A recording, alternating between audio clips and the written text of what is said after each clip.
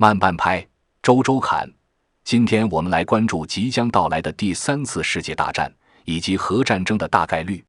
据《华尔街日报》报道，面对乌克兰战场上的严重失利局面，俄罗斯总统普京采取了他以往遇挫时惯用的做法，加码。普京说，部分动员令已经签署，动员活动自9月21号开始。他表示，只有目前处于预备役状态的公民才会被征召入伍。普京指出，俄军要抵抗的不仅仅是乌军，而是整个西方军事集团。西方的目标是削弱、分化，并最终摧毁俄罗斯。普京特别提到，西方甚至开始对俄罗斯进行核讹诈。В ход пошел и ядерный шантаж. Речь идет не только о поощряемых Западом обстрелах Запорожской атомной электростанции, что грозит атомной катастрофой, но и о высказываниях некоторых высокопоставленных представителей ведущих государств НАТО о возможности и допустимости применения против России оружия массового поражения, ядерного оружия. Тем, кто позволяет себе такие заявления в отношении России, хочу напомнить, что наша страна также располагает различными средствами поражения, а по отдельным компонентам и более современными, чем у стран НАТО. И при угрозе территориальной целостности нашей страны для защиты России и нашего народа мы, безусловно, используем все имеющиеся в нашем распоряжении средства. Это не блеф. 此外，普京在讲话中再次明确特别军事行动目标。В этой связи решение об упреждающей военной операции было абсолютно необходимым и единственно возможным. Ее главные цели – освобождение всей территории Донбасса – были и остаются неизменными. 最近几周，入侵乌克兰的俄罗斯军队在乌方的顽强攻势下撤退了，被迫放弃了得之不易的数千平方英里已占领地，留下大量的重型武器。其结果是，在一场普京试图定义为关乎俄罗斯未来生死存亡的战争中，他面临着可以说是自己政治生涯中最大的一次考验。美国总统拜登痛斥俄罗斯总统普京在乌克兰战争中做出核威胁，并在联合国大会上发表讲话说，这个世界应该看清这些无耻行径的真面目。拜登在纽约市的联合国年度大会上发表讲话之前，普京周3的全国讲话中提出了在俄乌战争中做出核应对的可能性，并在战场上遭受损失后命令预备役军人动员起来。冲突发生近7个月以来，乌克兰通过快速反攻取得了成果，而俄罗斯则疲于对抗乌克兰和西方。拜登试图联合各国支持乌克兰，孤立俄罗斯和普京。拜登表示，让我们直言不讳，联合国安理会的一个常任理事国入侵了自己的邻国，试图将这个主权国家从地图上抹去。俄罗斯无耻地违反了联合国宪章的核心原则，它指的是由15个成员国组成的安理会，安理会可以通过具有约束力的决议。俄罗斯仍拥有安理会常任理事国席位和否决权。但是，我们同时也看到，在俄乌战争、北约欧盟和俄罗斯之间日益加剧的冲突中，以中俄为首的欧亚联盟也愈发的团结，政治理念也愈发的明确。上周在中亚举行的一次峰会，成为了俄罗斯几个最大支持者表达对乌克兰战争疑虑的公开舞台。俄罗斯总统普京知悉了中国的担忧，而且印度总理莫迪称，今天的时代不是战争的时代。据知情的中国官员称，尽管公开表达了这些疑虑，但中国将坚持发展与俄罗斯的关系，甚至寻求深化两国之间的经济联系。印度官员表示，虽然印度对这场战争给经济和发展中国家造成的影响越发感到沮丧，但印方并没有改变与俄罗斯的密切关系。中印官员都认为，两国与俄罗斯的密切关系是必要的，即使俄罗斯军队在战场上遭遇了一些最大的挫败。在与美国不断升级的对抗中，中国将俄罗斯视为战略合作伙伴，而印度1半以上的军事补给都依赖于俄罗斯。原以为美联储会议前夕市场会死一样的寂静，没想到普京竟然宣布了动员令，避险情绪升温下，黄金、美元罕见的出现共同上涨，就连日元也一改往日跌跌不休的样子，出现小幅上涨，日元避险属性破天荒地回归了一次。后天乌东地区的公投影响力弄不好会超过美联储，只要乌东几个地区公投归于俄罗斯，俄罗斯就会向乌克兰宣战，乌克兰就成了侵略者。支持乌克兰的北约欧盟绝对不会再隔山打牛，一旦北约参战，那么躲在俄罗斯背后中国、印度、朝鲜等国必然也会撕掉面纱，全面参战。俄乌战争必然会演变全球一体化和多极化两大阵营的大战，世界真的要大动荡了。欧盟和北约国家之间在政治和经济上的分歧也愈发的强烈，很多国家已经表示不会继续对俄罗斯的制裁。这不仅仅是能源问题，更是因为在政治正确的几十年来，各成员国的国民已经受够了共产主义的精神压迫，很多欧盟国家的执政团队遭遇被选民赶下台的恶果。显然，以美国为代表的西方自由主义，其实质就是共产主义、社会主义的谎言。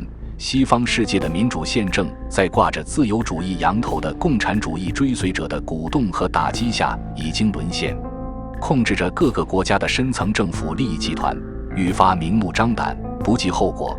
他们制造一个又一个反常识、反人类的运动，男女不分、性变态，鼓吹气候危机，散布各种病毒，试图改变自然法则，凌驾天道。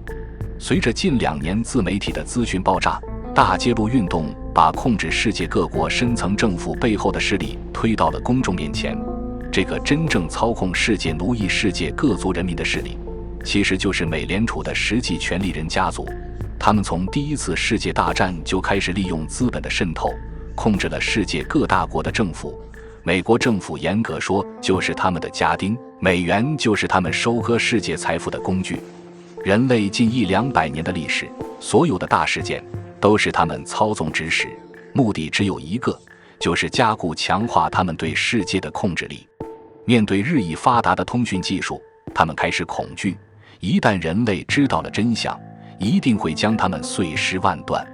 他们不能坐以待毙，他们必须先下手为强，所以就有经济全球化，有了近几年的瘟疫和疫苗，有了减少人口的大重置计划，也为只有这样，他们才能主导人类的命运，在未来的人类社会中继续充当统治者。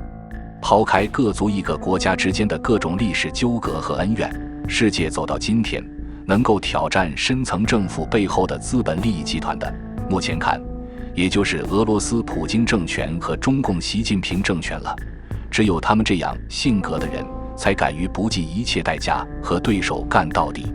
人们是选择继续被利益联盟家族奴役，变成人机合体的新型奴隶呢，还是选择彻底粉碎利益联盟家族，进入威权民主社会，成为一种半奴隶半自由的新世界公民？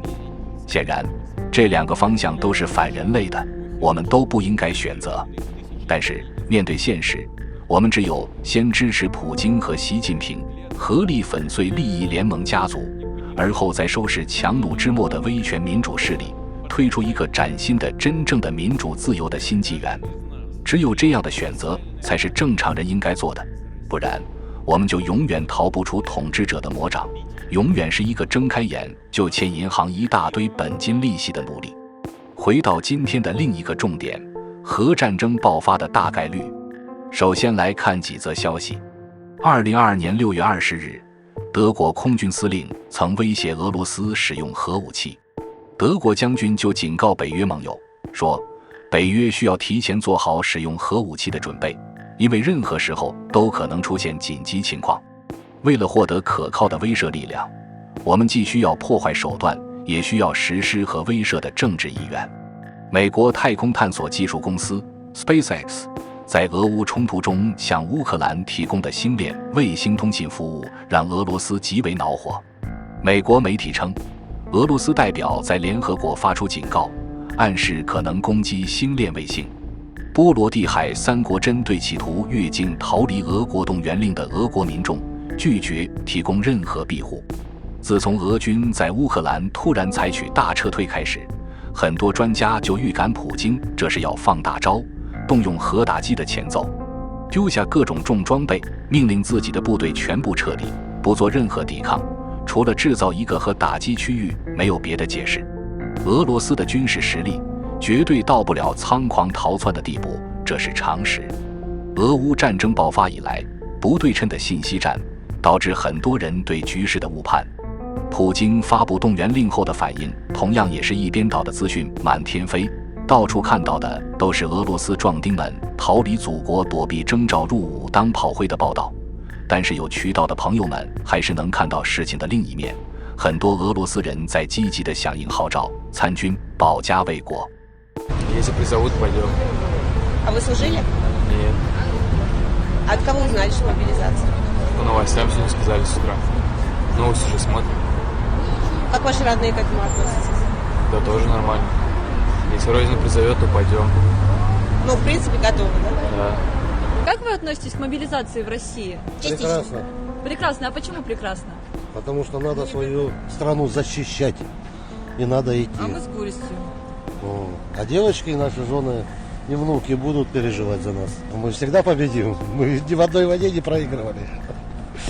Так что все будет хорошо, все будет. Как говорят, Россия выиграет везде. Если у человека совесть есть, гражданский долг, и он себя считает мужчиной не по половому признаку, а потому что у него мозги мужские, то сам должен попроситься.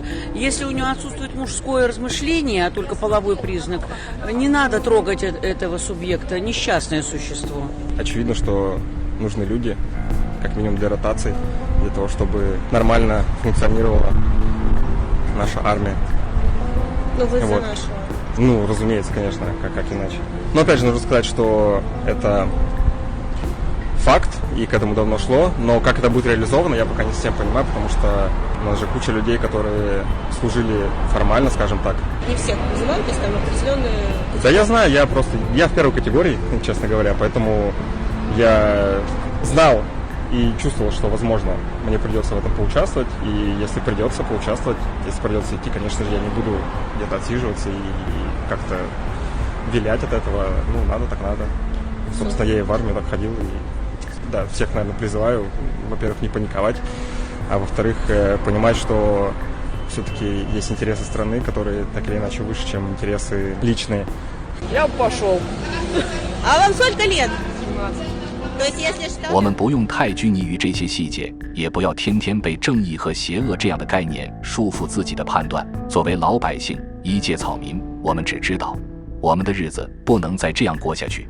我们要享受人类科技的成果，我们要过上衣食无忧的生活。我们不要再把生命花费在只有挣钱才能活着的这样的轨道上。我们必须粉碎货币资本的枷锁。人类早就进入物质极大丰富的时代，为什么还会有饥荒和战争？无线电能为什么不能普及？生物医疗技术为什么只有少数人享用？粮食为什么要人为的毁掉而不运送到世界各地？人民为什么还要纳税养活政府公务员？我们只有明白了这些基本的问题，才能选择正确的生命方向，去支持参与到正确的、符合常识、遵循自然法则的行动中。无论如何，粉碎政治正确、自由主义、全球一体化、共产主义、社会主义这些邪恶的东西，粉碎操控这些邪恶东西的利益集团，就是我们平民百姓的当务之急，就是我们劳苦大众的不二选择。至于未来，只会比现在好，不会比现在差。慢半拍，周周侃，欢迎订阅分享，咱们下期再见。